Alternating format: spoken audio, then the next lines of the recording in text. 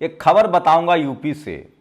एक अविवाहित आदमी जिसकी शादी भी नहीं हुई थी, उसके बच्चे कितने हैं पता है वोटर लिस्ट के हिसाब से?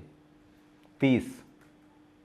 और ये कहाँ की घटना है ये भी बताऊंगा तो आपके रोंगटे खड़े हो जाएंगे। आप सोच पाइएगा कि दरअसल बीजेपी चुनाव कैसे जीत रही है और चुनाव आयोग की पूरी विश्वसनीयता किस तरह से खतरे में है।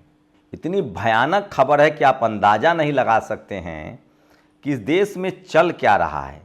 एक आदमी जो शादीशुदा नहीं है, उसके कितने बच्चे हो सकते हैं आप अंदाज़ा लगाइए। मैं सिर्फ बता रहा हूँ। वाराणसी की मतदाता सूची में एक पते पर एक अविवाहित स्वामी के 48 पुत्रों का मामला और उसके सेक्रेटरी द्वारा उसे पूरे तरीके से सही करार दिए जाने की भी etvbharat.com की दिलचस्प खबरें हैं। लेकिन इस खबर पर सोचिए कोई भी टीवी अखबार बहस करने के लिए तैयार नहीं है। दूसरी बड़ी खबर है, यूपी में एक पत्रकार की हत्या हो गई है। उसको लेकर पूरे यूपी में प्रदर्शन चल रहा है।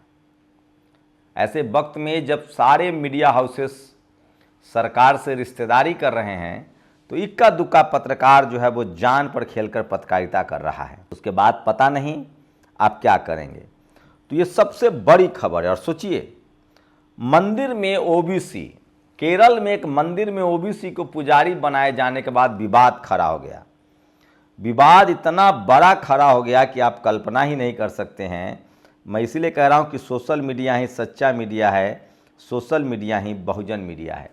तो ये तमाम बड़ी खबरें हैं। और वोट सोचिए किस तरह से आगरा में एक एससी समाज की शादी थी।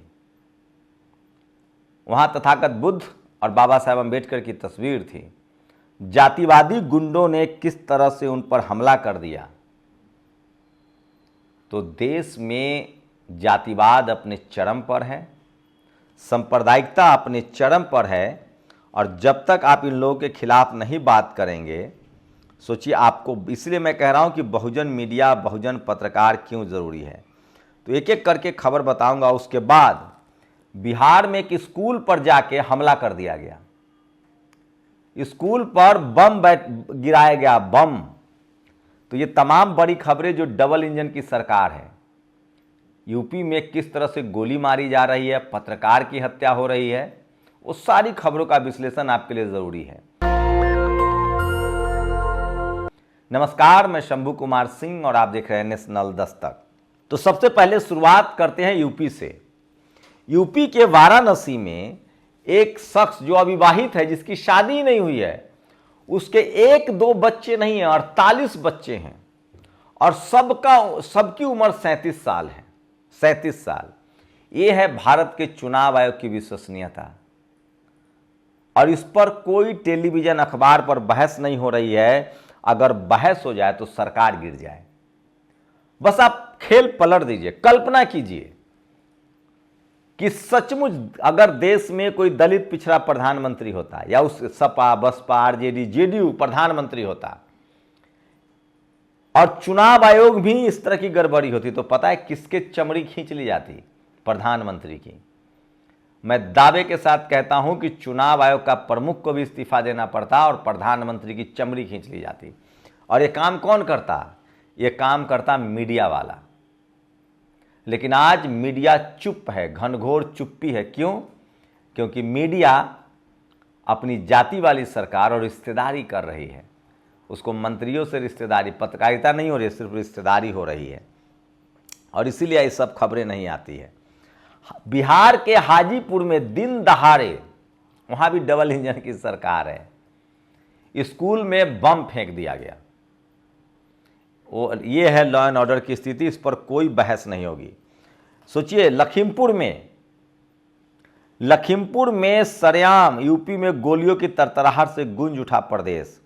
लखीमपुर आईजी करते रहे गश्त, उधर बदमाशों ने मिश्राना चौकी के पास दुकान में युवक को गोली मारकर हत्या कर दी। दिल्ली एनसीआर में गाजीपुर में युवक की गोली मारकर हत्या कर दी गई। वो छोड़िए, सीधे सीधे एक पत्रकार की गोली मार दी गई। पूरे यूपी में विरोध प्रदर्शन हो रहा है, क्योंकि पत्रकार जो है वो ब्राह्मण समाज से हैं। आगरा में फिर जातिवादी आतंकवादियों ने अपनी घटिया मानसिकता का परिचय दिया है।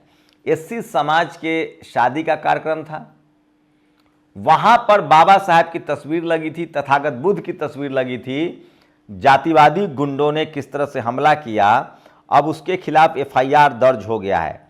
लेकिन देखते हैं कि कार्रवाई कब होगी। आरोपी का नाम है विष्णु शर्मा और उसके गुंडे थे। सोचिए, इस तरह से रोज हमले होते हैं। पीड़ित हमेशा एससी समाज के लोग होता है। इसी के खिलाफ चंद्रशेखर आजाद ने 10 मार्च को देश भर में प्रोटेस्ट कॉल किया था, इन्हीं जातिवादी हमलों के खिलाफ। तब उनको घर में डिटेन कर लिया गया था। और गुजरात में एक 5 साल के बच्चे को बलि दे दी गई। ये तो खबर कहने में भी डर लगता है। और सोशल मीडिया की ताकत है। सोचिए, इन तमाम ये सारी खबरें हैं जो आपको कोई नहीं बताएगा। ये सिर्फ बहुजन समाज के पत्रकार, बहुजन मीडिया बताता है और नेशनल दस्तक। आगरा वाली खबर के बाद लगातार सोशल मीडिया पर लिखा गया। सूरज कुमार बौद्ध लगातार नज़र बनाए रखते हैं और जहां भी इस तरह के जातीय हिंसा होती है वो इसको सोशल मीडिया पर हाईलाइट करते हैं। और खबर आ रही है कि यूपी के आगरा में जो घटना हुई है उसमें SC/ST एक्ट और BNS एक्ट के तहत एफआईआर दर्ज हो गई। लेकिन सवाल है कि क्या इन पे घर पर बुलडोजर चलेगा, क्या इन पर NSA लगेगा। यूपी में देखा जा रहा है कि उन्हीं जातियों पर कार्रवाई होती है या बुलडोजर चलता है जो सरकार को सूट न करे। मैं चाहता हूं कि जिस तरह की तेज कार्रवाई और सख्त कार्रवाई मथुरा वाले मामले में यादवों पर हुआ था, जिसमें यादव आरोपी थे, उसी तरह की सख्त कार्रवाई ये शर्मा आरोपी है यहां हो। उसी तरह से BHU वाले मामले में बुलडोजर नहीं चला था। देखते हैं आगे क्या होता है सोशल मीडिया पर वायरल। सोचिए, शुभांकर मिश्रा ने जिस तरह से कहा था फूलन देवी जी के बारे में कि ठोक दिया। अब एक कलाकार हैं, उन्होंने कहा है कि जब वो लोग काम कर रहे थे, जब बैंडिट क्वीन आई थी, उन्होंने फूलन देवी की दर्दनाक हकीकत बयान की है कि जो फिल्म में दिखाई गई थी वो तो उनकी ज़िंदगी के साथ होने वाली घटना का सिर्फ 50% था। उनके साथ जो दरिंदगी हुई थी उसकी आप कल्पना नहीं कर सकते हैं।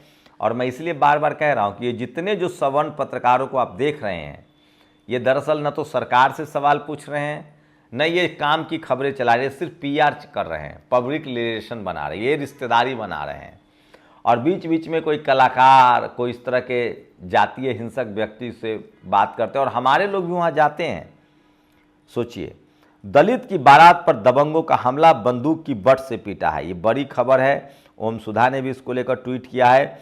और गोलमाल है भाई, सब गोलमाल है। ये ब्यौरा है राम कमल दास जी का। चुनाव आयोग की वोटर लिस्ट के अनुसार इनके 43 पुत्र हैं, जिनमें से 13 बेटे और 37 साल के हैं।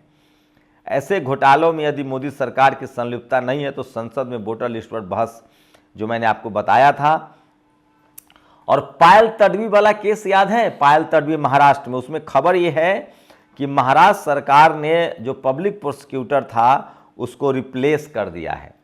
सोचिए, इस पर भी बड़ी खबर है जो सोशल मीडिया पर वायरल है। और 69,000 शिक्षक के मामले में वरिष्ठ पत्रकार शेखर गुप्ता का कहना है कि 15,800 जो रिजर्व सीटें थीं वो सीटों की चोरी हो गई है। और पिछली बार जो अखिलेश यादव को सफलता मिली थी वो इसलिए मिली थी क्योंकि वहाँ जो आंदोलन चला था 69,000 शिक्षक भर्ती में घोटाले का, जिसमें SC/ST OBC की सीटों की चोरी हुई है, इस वजह से उनको बड़ी सफलता मिली थी। लेकिन बाद में इस पर कोई कार्रवाई नहीं हुई।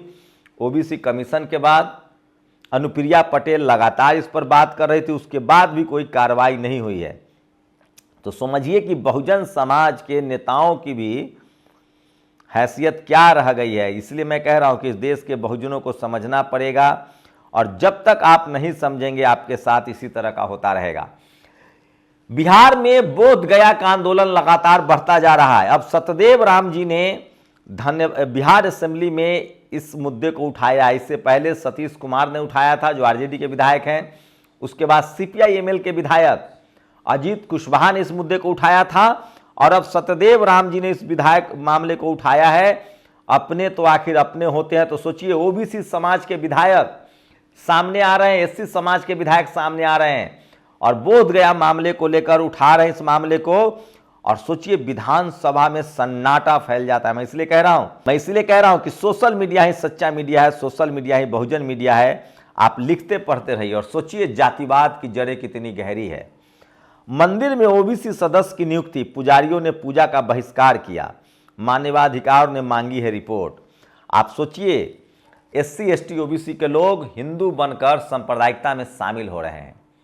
इस देश के अरबपति विदेश भाग रहे हैं, आप हसन हुसैन कर रहे हैं, आप मस्जिदों के सामने डीजे बजा रहे हैं, आपको होली और रमजान पढ़ाया जा रहा है और आप तो पुजारी भी नहीं बन सकते हैं और आपके बौद्ध विहार में उनके लोग डाले गए हैं।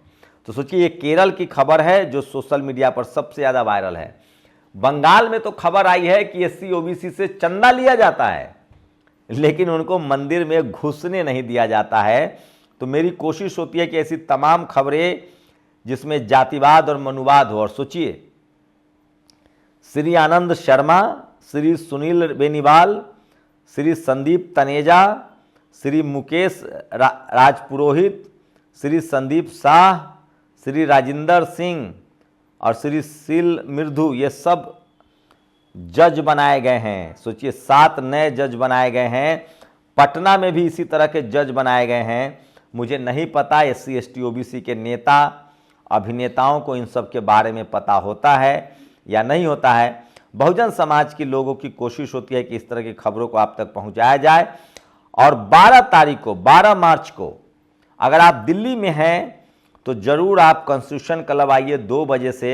वहाँ बहुसंख्यकों के न्याय एवं वाजिब हिस्सेदारी, बैलेट पेपर से चुनाव हो, आर्थिक न्याय, सामाजिक न्याय, दिल्ली में नौकरियों में 1993 तो तमाम डोमिसाइल मुद्दा, भाईचारा और राष्ट्र निर्माण, नेशन बिल्डर्स कैटेगरी और हाई एजुकेशन। तो दलित पिछड़ों के संवैधानिक अधिकार को लेकर बड़ी बैठक हो रही है, आप इसमें शामिल हो सकते हैं। मैं इसलिए कह रहा हूँ, सोशल मीडिया ही सच्चा मीडिया है, सोशल मीडिया ही बहुजन मीडिया है। शुक्रिया। दस्तक की आपसे गुजारिश है कि अगर इसको बचाना चाहते हैं तो नेशनल दस्तक को सब्सक्राइब करने के लिए रेड कलर के सब्सक्राइब बटन को दबाएं, फिर बेल आइकन की घंटी दबाएं। नेशनल दस्तक को बचाने के लिए बहुत जरूरी है कि हर खबर को शेयर करें, लाइक करें, कमेंट जरूर करें।